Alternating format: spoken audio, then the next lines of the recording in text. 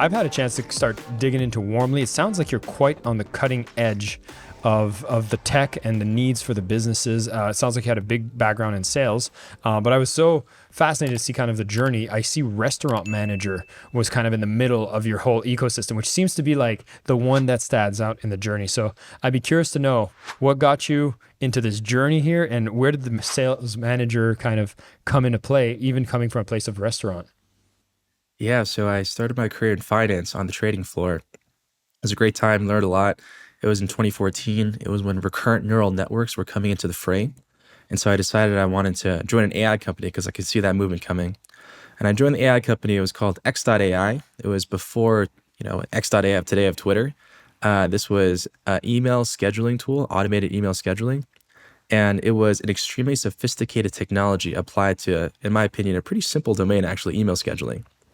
And the company was like they had some of the best data scientists out there. They had the best technology out there, but the problem itself was not deep enough.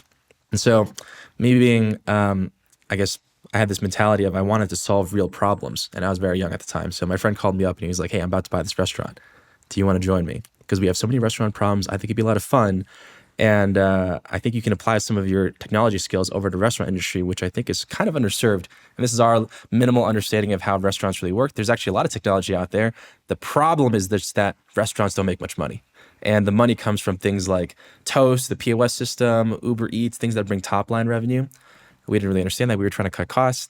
Didn't work too well, but it was an extremely amazing experience because we ended up running a Vietnamese pho restaurant in the heat of Dallas, Texas, and it was awesome. But it was not a successful and a smart idea. Well, it was a lesson learned still. You saw there was kind of an opportunity. It sounds like you came from an attitude that was already very hungry. I mean, background in finance obviously had something where you're very driven. You had the right kind of foundations. You got into a lot of tech. You were CTO. You were like a sales development rep. And so very often you see the people that are tech focused stay away from sales. And it sounds like you kind of jumped the boat on both. Does that make you kind of a unicorn in this field? I'm not sure if it's a unicorn, but I think that everyone should do it. What I started to realize over time is that you don't know anything until you actually do the role itself.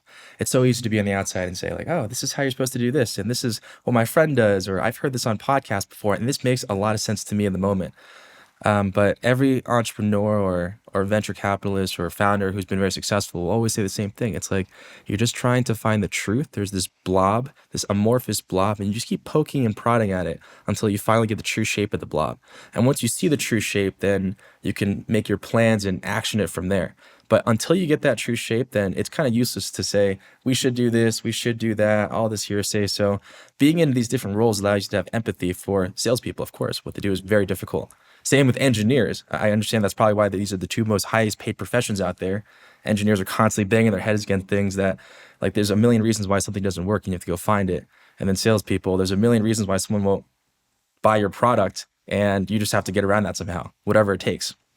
So both extremely difficult. And yeah, building empathy, understanding that if you can learn a skill in one domain, it's it's not only practical, but it's almost guaranteed that you can learn that same skill to pick up something, find the truth of how it all works in a different domain.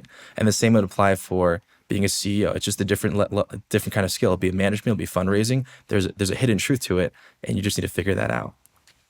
Interesting. Yeah, well, what you speak about, I've seen that in organizations I've worked where it's like the tech people look at sales like they're a bunch of jokers that just have a very simple job, right?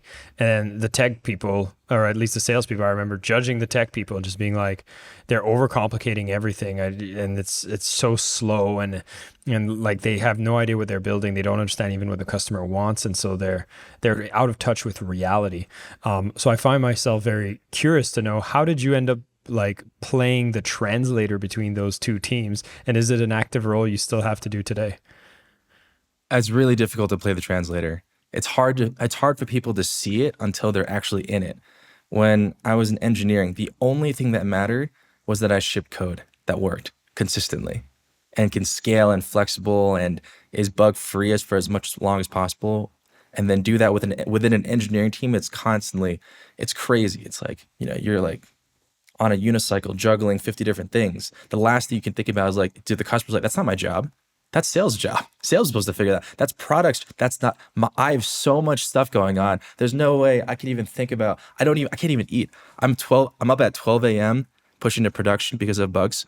And then sales is sleeping right now because they have to wake up at 7, of course. So you just have different problems. There's no way to even factor that in because we're just engineering is always a bottleneck.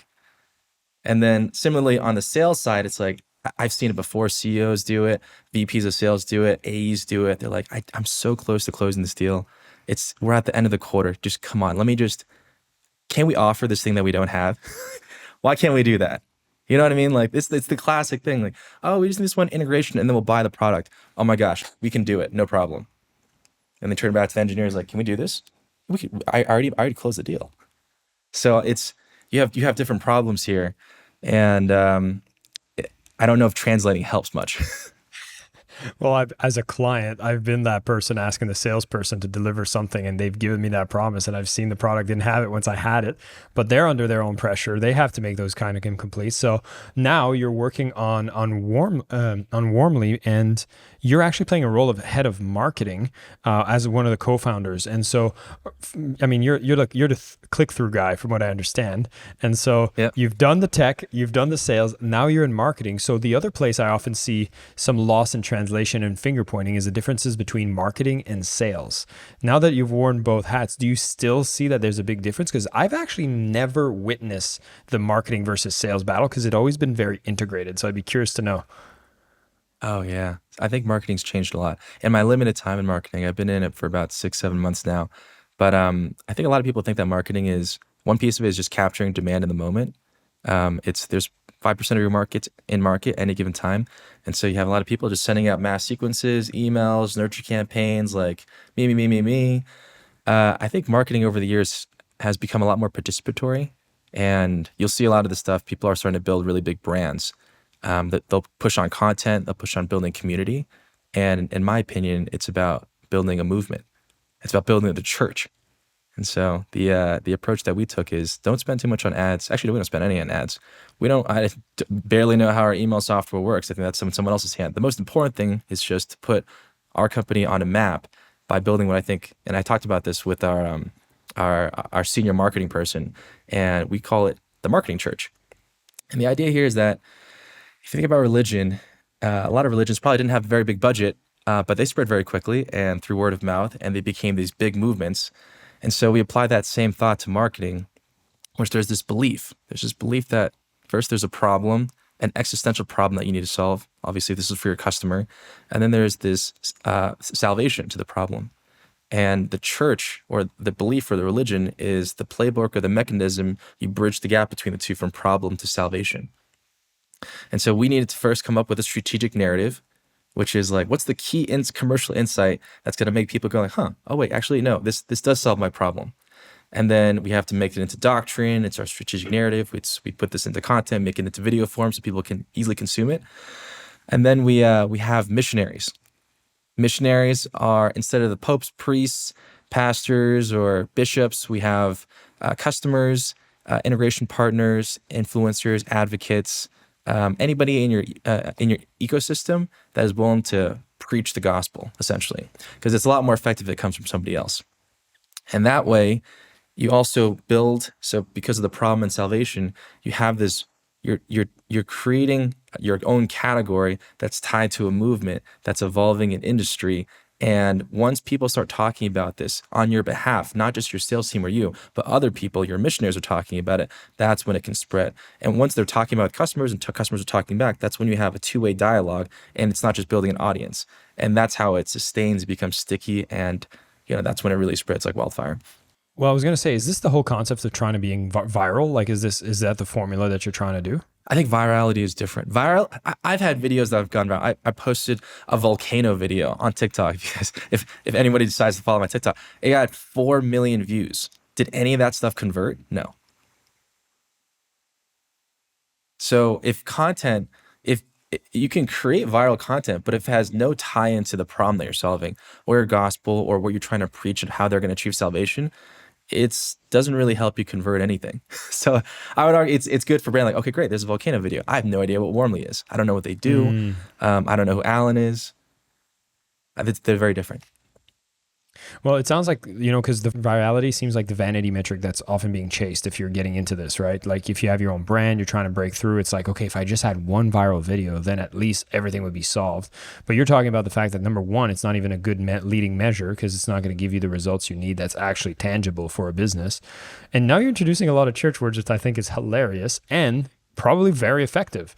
And so I'd be curious to know if we could actually give an example of how you guys have used this church of marketing concept. You speak about the gospel, like what does that look like for you? And is this something that any company can build, or do I need to be in a particular size or a particular niche? I think it starts with any company, from at least even in the very, very beginning of this.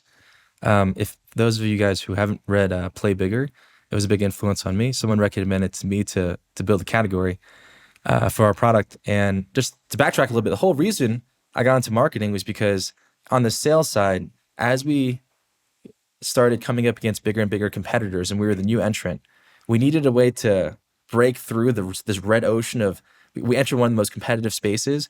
And when people think of, like chatbot, orchestration, or intent, they don't think of warmly. They thought of like, oh, there's 6sense, there's demand-based, there's qualified, there's drift. You guys are just 6sense, demand-based, lead for qualified, but combined into one. Like, so people didn't really, they couldn't really place us correctly. And in go-to-market tech, you can't just say you're cheaper. Ultimately, people want best-in-class tools. They don't care about how cheap it. They just care about results. Like, if you can deliver these results, that's what I'm gold at. I don't win by saving money here. And so we needed to, oh yeah, you could use all those tools. That's totally fine. This is where you implement us alongside these other tools. Here's how we fit. Create our own category. That's why I needed to enter marketing. So it's how we did it was first, of course, look at all the competitors in the space, really understand your positioning, how you're different, what you do, where you're going to grow into, what's the white space, what's the white hot center, as our investor calls it, that no one else really sees. Move into that. And for us, it was revenue orchestration. There's all these intent signals, there's all these tools out there, and it's really important to action on intent immediately because people have shorter attention spans thanks to TikTok, thanks to social media, 8-second digital attention span, as some studies say. And so if you don't action on it like that, then the opportunity is gone. So you need things to orchestrate very, very quickly to be able to capture the lead when it's hottest. So I have to interrupt real quick just because my audience, I have a feeling we don't fully understand the concept of orchestration because this is in the B2B space. But could you elaborate what revenue orchestration is? Yeah, like I was mentioning, you have all these tools. You have Zoom Info, which gets you all the contacts. You have Outreach, which allows you to sequence. You have intent data, like from 6sense, website de-anonymization, third-party intent from Bombora, which is what people are researching on the web for you. And then all this stuff is kind of in disparate silos. And then also you have your people, of course. So people, processes, tools, all these things need to come together almost perfectly to capture the lead when they're exhibiting high intent. For example, if they're on your website. And an analogy here is like a storefront. Someone walks into your store is your company, and nobody's there to greet them. No one's there to say like, oh, you're looking for styling help for your pants. Yes, I know that. And here's your budget. And here's my recommendation. In fact, a lot of times, someone walks into the store. This is the metaphorical, your business. Nobody's there to greet them. Instead, someone asks a question, and you get back to them 2 days later. That's classic lead form fill. By that point, they're already gone. They've gone to a different store. They've already bought what they needed. So you'd be behind if you didn't orchestrate fast enough. So orchestration is basically having everything in place so that when the person's ready to buy, you have an instant response and your processes are optimized, and you need the data to see how they move around. And your tool is basically there to say like, oh yeah, we get to capture how this person moves. So we know what you need to do, when to do it so that it actually makes sense. Exactly. You're optimizing the people, processes, and tooling. So it's the classic. You're hitting them at the right time with the right message to the right channel and to the right person. So I added the last one. The channel is actually pretty important too. Some people don't like to be called. Some people want to be texted, all these things. But again, there's so many signals out there, and it is picking the right signals and getting the right person to talk to the right person at the right time. So it's better for the buyer because they're not being bombarded. It's better for the seller because a lot of times sellers spend 80% of the time on deals that will never convert, and only 20% of the time is on deals that will. And so you're optimizing their time too, so they'll be happy. And there's also this component of you're automating a lot of the little pieces in between. Like, do you want your seller selling, or do you want them doing a bunch of admin work? Probably want them selling. Mm. I want to go back to the gospel concept. So how was this, the fact that this is what you do, how was that translated into a model that you're like, this is the gospel we preach for? Do you mean like how did we bring this out to the world? Yeah. Yep. So, uh, like I said, first thing is really dive in deep with competitors. And so I spent a lot of time on user interviews. I probably spent the first quarter, and our CEO was like, kind of curious, like, where are all our leads? I'm like, okay, don't worry, they're going to come soon. The first quarter or the first month and a half in the first quarter was just spent researching. So a lot of user interviews with people who have used our competitors' tools. Like, what do you like about it? What don't you like about it? What are the biggest problems? And trying out some of the tools, talking to investors, just talking to as many people in the space until I got like a handle on what the problem was. And the classic problem was like, okay, we have, like I said, all this intent data, we have all these processes. The problem is it's so difficult to organize all the people. Like first you hire a CMO, the CMO is like, let's do account-based marketing. That's the right thing to do. You know, we're gonna find signals associated with accounts, and then we're gonna get our reps to go talk to them at the right time. And then the CMO buys this tool. It takes months to set up. You need to get all these SDRs on board. By that time, you didn't generate any leads. The CMO is gone. All these SDRs have this new tool that they don't like using. New person comes in. There's also a maintainer of the tool. It's just this really big bloated process. And especially if you have people, it's very difficult to action on intent in that moment. They're not necessarily fast enough to be like, in 8 seconds, I can give you exactly what you need. So it's a lot of speed, execution, fit, consistency, personalization, all these things you can have automation and AI to help out so you can execute on perfect orchestration as opposed to haphazard orchestration. So I really like this aspect where you spend a lot of time having user interviews. And oftentimes you would assume maybe, oh, you could have just done a survey. How important was it for you to actually talk to the people when you do your market research? Yeah, that's really important because each person is different. The weight of a CMO at a 1,000 person company is going to be a little bit different from the first starting marketer at a seed stage startup. And of course, the markets will be different. Their understanding of tools are different. So if you send a survey and 80% is like beginner marketers out there who just got a job and they started a startup and they're reading all these things online about how you're supposed to send a bunch of emails, it's just gonna be different. So it's talking with somebody like that was the guy that was at Affinity. Oh, okay, that's how Affinity. That was Segment. That's how they thought about it. That was this is and then you have a sense of okay, like you get a lot more granular in a way that I think surveys don't give it to you.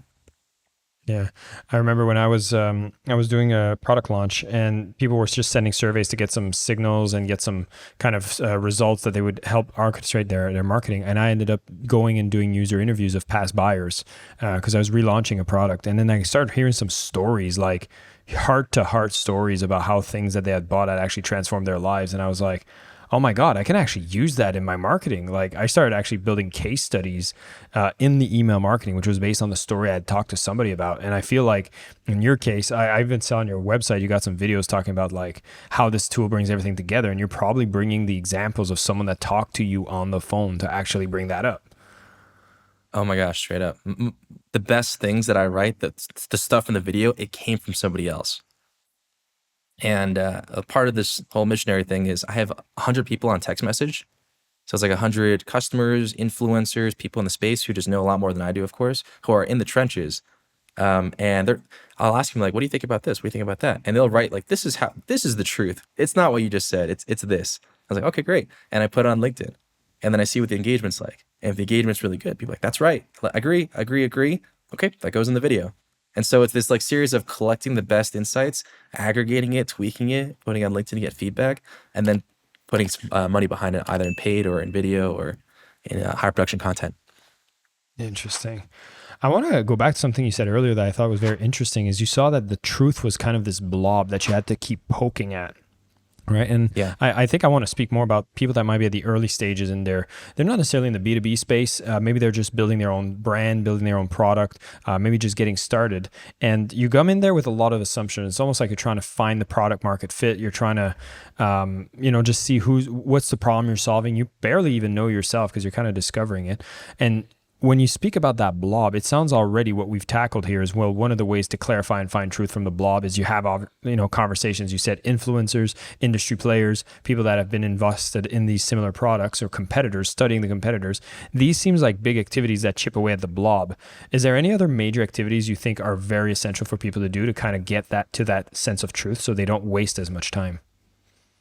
As far as product market fit goes, I think to be a practitioner of it, it's not actually marketing. It's just building the product, being in the trenches, looking for customer feedback, looking at. I think the most important thing is actually look at competitors. It's the shortcut.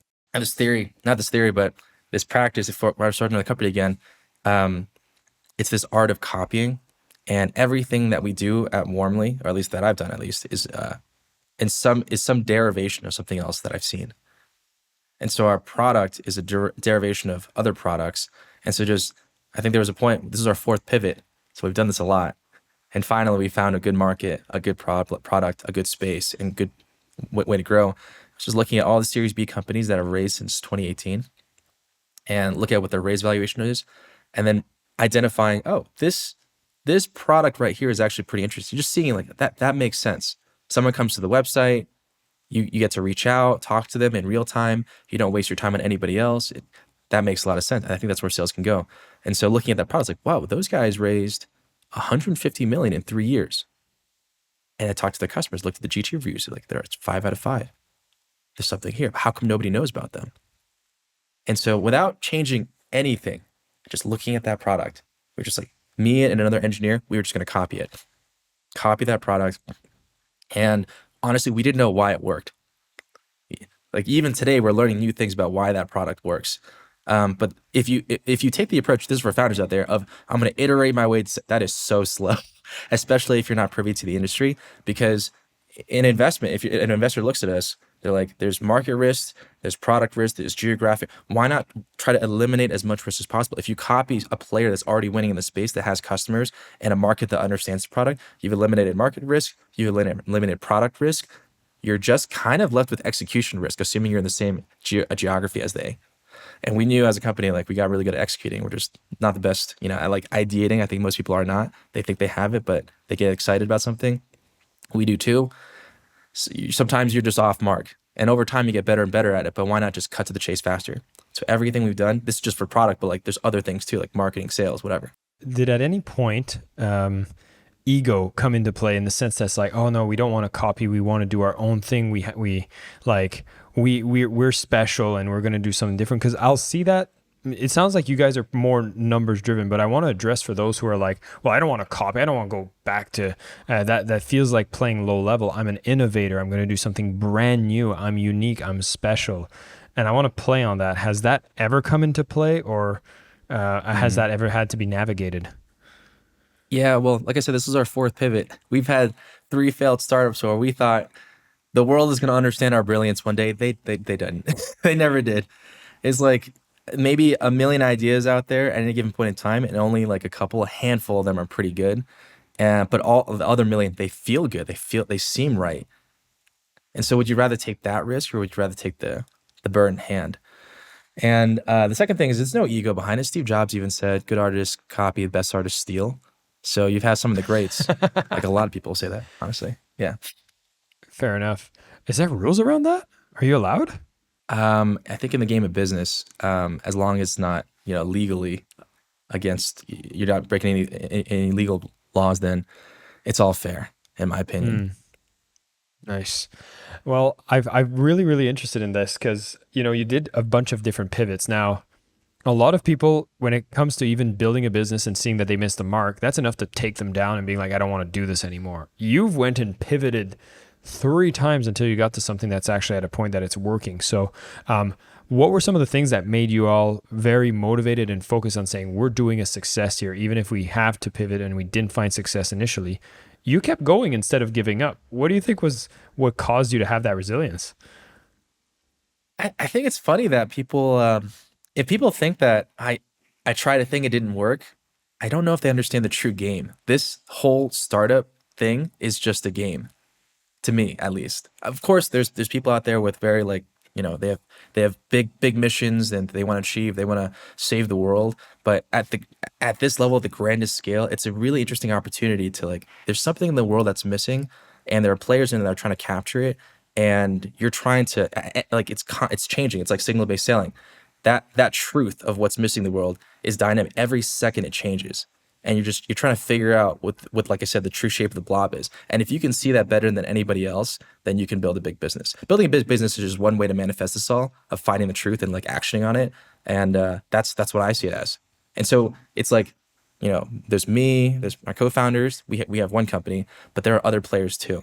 There's like, copy.ai, there's qualified, if each of these companies has that person that's thinking in this way. So at the grandest scale, it's this meta game of chess. Who can see it more clearly?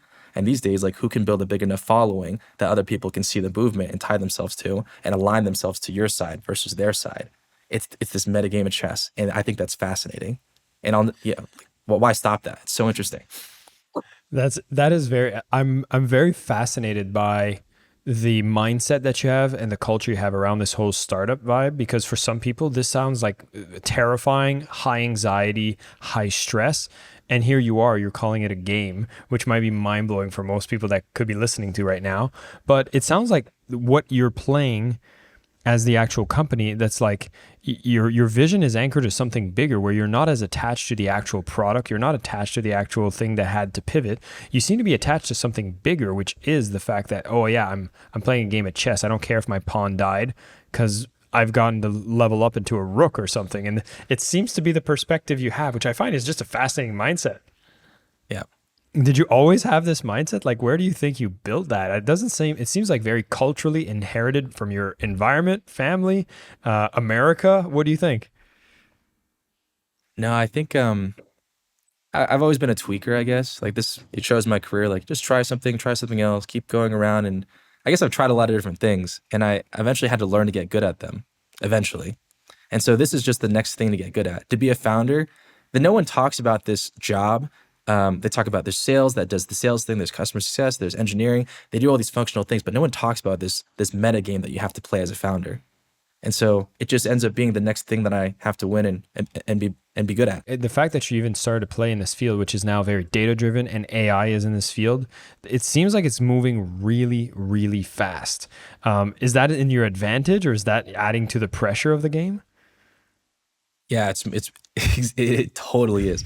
Right now, it's a race, and I said this a year ago to the team. I was like, "There's going to be a future where there's going to be an AI SDR, and because the difference between speed to lead of a minute to seconds is like 10x, 100x even.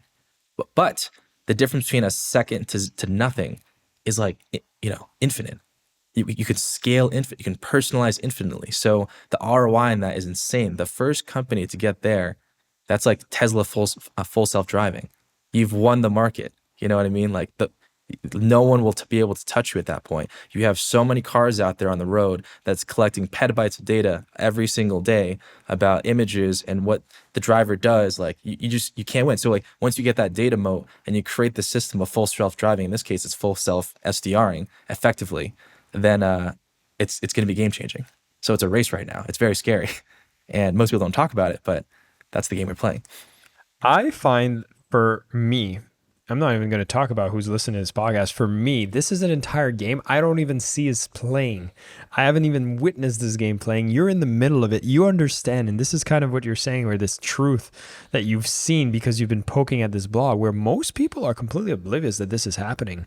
And I'd be very curious to paint that vision of the picture is coming into this fruition, like this zero, a full automated SDR. Like, how does that change the everyday life of most people in the workplace? You're gonna get a whole bunch more spam. It's gonna be a whole we're gonna get it. We're gonna get it wrong in the beginning. It's gonna go sideways. It's not gonna look great and to start off with, but it's kind of like this foggy river. You're crossing the foggy river. Like we're getting there in the right direction of full SDR. That's good for the buyer, but in the beginning it's gonna suck for a bit, and then we'll get better. And you know what's gonna happen next? There's going to be tools out there that fight against the AI. That's going to be like, it's going to be AI that combats the AI, that says that automatically unsubscribes you, automatically puts you on do not call lists. And why would a company not buy that? Like, my gosh, my people are spending 30% of the time in emails and 80% of that is deleting spam. I'm going to buy that tool. So it'll be a battle, but over time, it's going to improve the buyer experience, I believe. You know, for most people who aren't in this industry, the best way I could tangify this is like people writing essays in university using ChatGPT, and now professors have to get an AI tool to check if it was written by ChatGPT or not. But this is happening in the sales and marketing world right now. And I think we've already noticed there's a lot of like, I'm seeing my inbox people pitching to be on the podcast, like they're AI tools that are doing it automatically. And you're just seeing a high volume of that. So this is like the messiness before it becomes beautiful and seamless, where the future, I'm assuming after this chaos, messiness, and annoyance that I think is coming our way, we're already seeing it. But the ultimate way, which I think kind of brings it back to this whole concept of selling with love, is you're going to get maybe one email in your inbox, but it'll be the exact email you need for the problem you're trying to solve now. That's exactly right. This classic problem of sales and marketing, it's never been solved. There's so much money in there. It's never been solved. I'd say it's getting closer. Maybe one day it'll be like that and it'll be solved. Are humans still required? Of course, 100%. I think that it's going to be a hybrid. Some people take the full automation approach. We're just going to create the AI SDR. Some people take the humans only approach. But recently what we've seen is that personalization and non-sequencing and non-using AI, it's still the best performing. Like there's been a study on this. You take like a team that just personalizes, and then you take a team that just sequences and does like mass signal based, and then you compare the results. They're both using signals actually. It's personalization always wins. And what that tells me is that you still want a human touch. People still want to talk to humans. But the AI can do all the stuff up until the point we get on the phone together. And as a sales rep, what makes me very excited is imagining me waking up and I'm seeing my calendar filled with people, and I have information on these people, on what they want, what they're looking for, and I can just jump on the call and saying, hey, all right, let's take this to the next step. And I'm seeing tools are sloppily getting there, but it sounds tools like yours are taking it a few steps to be even better and better, and we're heading towards that glory result, which I think is very fascinating. And I'm looking forward to see that world, both for sales, both for buying. You know, as a buyer, to me, it's like when there's some companies that do it so right. Like I felt like we've had buying experiences where you walk in, you're like, oh, this is exactly what I need. I don't need to think, thank you. And it sounds like what you're building is a solution to make sure that more conversations happen around that flow.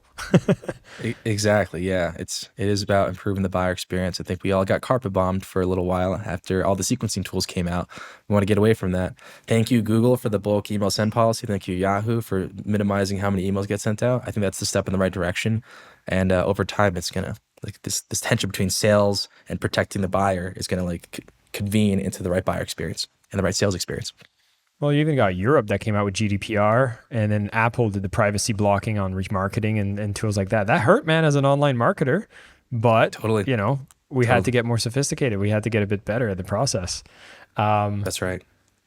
We evolved. Alan, I've not had a fun conversations about marketing, and to be honest, I felt kind of out of touch talking with you. I feel like, oh my God, I've not kept a pulse on what's happening in the marketplace, and I feel like this is such a refresher to see, like, okay, what's happening on the tech front? Because marketing tech around or sales tech, oh my God, I was a guy when I saw like HubSpot was coming out, and I was like, this is cool. And now I'm like, oh, I'm getting old. There's a lot more out there, and the landscape is changing. And I feel this whole conversation was about understanding what is the truth that's happening behind the scenes. Who are the players that are playing this game as founders, as tech, and that are growing? What is this whole orchestration of revenue that's happening behind the scenes, and where this is all heading? And I think for my audience, this is not a conversation we've had in a long time on this podcast. And I'm very happy that we were able to bring this forward and bring this conversation, because I think we're going to be able to actually now see when we're receiving marketing material or sales material, or I'm going to your website and I'm seeing a pop-up chatbot with a human that's waving at me saying, chat with me. And I'm like, whoa, there's a lot of tools that are out there that are helping you make it more human. So we're spending the tasks or the time on what brings in results. And you guys are playing a cool part doing that. So I'm very excited. I do have to ask you one question, because you're on the Selling with Love podcast. What does selling with love mean to Alan Zhao? I think it's about selling authentically. And a lot of people, I think, build products where they sell products they don't believe in the value for, and they'll sell it. And for us, there was times in the past where we've done that, where we sold the product because we needed to and we think the market needed it. But selling with love at this stage this is where we see the future going. We think it would be a disservice for you not to have this. And so we sell with love because it comes from an authentic place of wanting to actually produce value for you. We didn't always do that. Well, I'm glad you do now, man, because it sounds like you're going to be moving big boulders and making a big change. Honestly, Alan, is a pleasure to have this conversation. Thank you so much. Big things I'm picking up is I need to keep up to date on what's happening in the technology front. There's so much new stuff. I mean, AI, we've all been hearing these things. Maybe ChatGPT is the only thing you've been exposed to, but the ways that companies are working behind the scenes to bring the right messages in the right audience to make them take the right actions, this is going to change the entire buyer behavior cycle, whether that's B2C, B2B. And if there's a couple terms that were thrown on today's conversation that you didn't quite pick up on, well, maybe there's going to be things you can go do some more research. I know I am getting a bit more curious about the whole field. I hope you do too. And if you have the need to see how you can actually use technology and AI to be more predictive on what you bring forward to the leads that come to your website, definitely check out Warmly. We'll put a link into the show notes, warmly.ai, and you'll be able to go and follow Alan on LinkedIn. There's tons of content being shared there. You'll be able to connect with him. And if you do, make sure you add a note, let him know you've heard him on this podcast. And Alan, once again, thank you so much for joining on the show. Great to be here. Thanks so much, Jason. Thank you so much for listening to the Selling with Love podcast. We have some previous episodes you can tune into right here. And if you prefer the short form content where you get to the point in under 10 minutes, we do have a ton of clips from our best episodes that are being shared on this channel as well. So pick which one supports you the most. And of course, thank you for liking, subscribing, and of course, selling with love.